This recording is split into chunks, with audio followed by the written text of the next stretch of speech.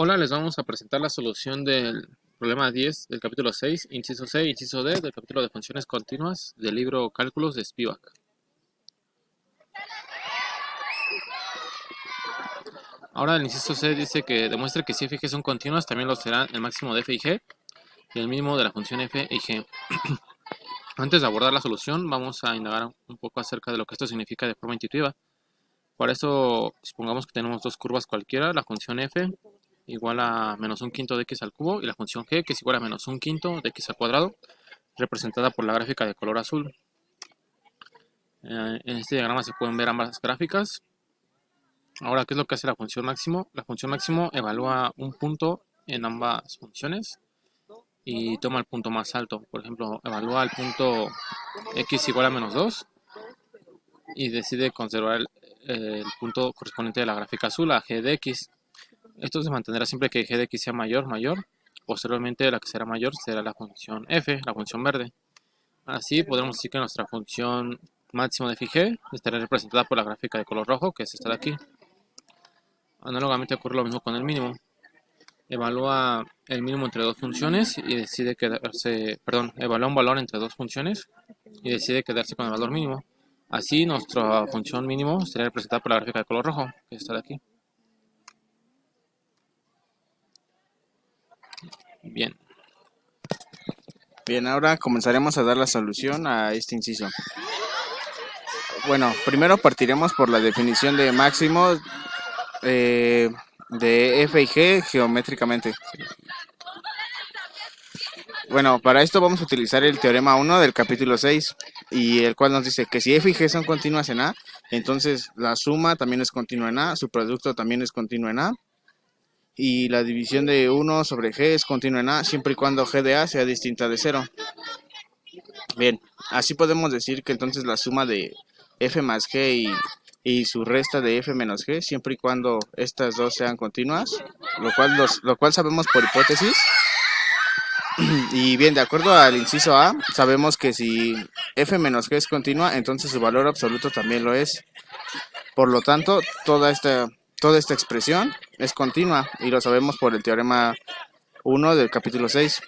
Bien, entonces sabemos que toda esta expresión dividida entre una función continua constante que es 2, la cual siempre sea distinta de 0, es continua.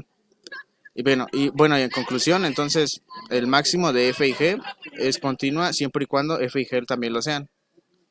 Bien, lo mismo pasa con el mínimo de f y g. De igual manera vamos a utilizar el teorema 1 del capítulo 6.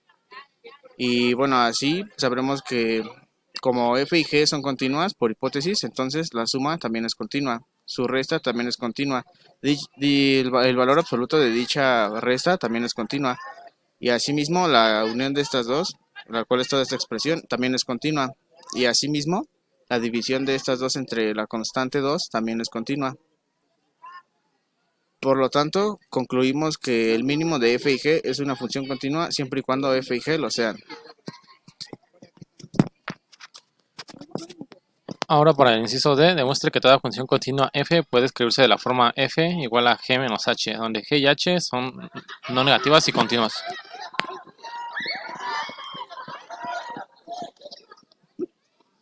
Primeramente partiremos por visualizando una gráfica de una curva cualquiera que estará representada por la línea verde.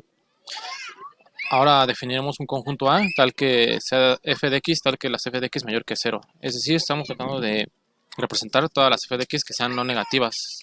Se representa por la línea roja. De igual forma podemos hacer lo mismo para el lado negativo de la curva. Esto sería el conjunto B, que está definido por las f de x tal que f de x menor que 0. Es decir, la parte no positiva de una curva.